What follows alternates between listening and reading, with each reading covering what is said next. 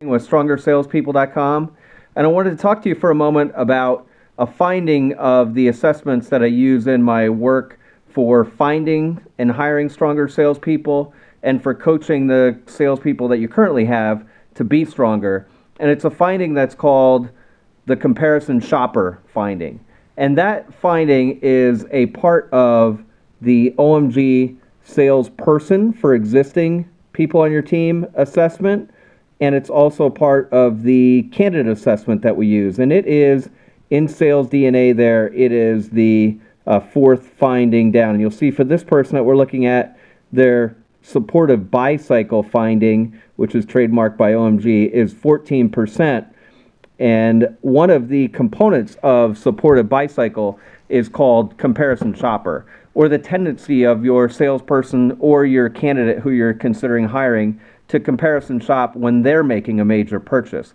So yesterday I was having a coaching call with one of my current clients, and he had completed a self-assessment, and we were looking at that finding of comparison shopper. And what he said to me was, he said, I disagree with the finding. I disagree with this comparison shopper finding about me. And of course it was a negative finding for him. It was a finding that said he comparison shopped, and that was going to negatively impact his ability to successfully sell to the maximum capability of him. And so I asked him, I said, are you pushing back on the finding that you comparison shop, or are you disputing the fact that being a comparison shopper is going to cause you to allow your prospects to comparison shop or go think it over and leave without at least asking some tough probing questions, and that in turn will cause you to not be able to close as many sales? And he thought about it for a moment and he said, no, I don't disagree with the fact that might hold me back.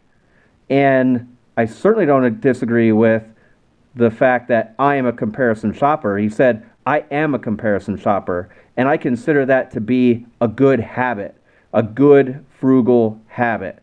And he may be right about that.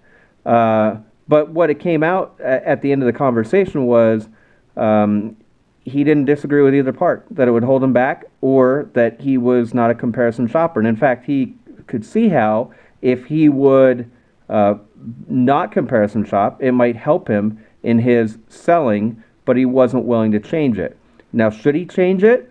Not necessarily. Should this prevent him from being on your sales team? Not necessarily. Is it something good to know if we're in an interview with somebody? Absolutely. Is it a component of our decision? Absolutely. If somebody is a comparison shopper and we identify that, should we help coach them through and at least help them see how they should change the record a bit when they're in a selling conversation with one of their prospects, and at least ask another question and at least ask the prospects what they're going to go comparison shopping for, what they're looking for, why they're comparison shopping, what it would look like to come back to you before allowing them to leave? Yeah, we absolutely should do coaching like that. Having assessments helps us because it allows us to use paper and blame the paper and have a conversation about what's on the paper without pointing the finger at one of our salespeople and telling them that we think this thing about them is not supportive. If you'd like to know more about the assessments, there's a link to a sample below in the comments. And if you'd like to know more about using the assessments when you're hiring, same thing. You can take a look at the link for the sample. I hope you found this to be useful.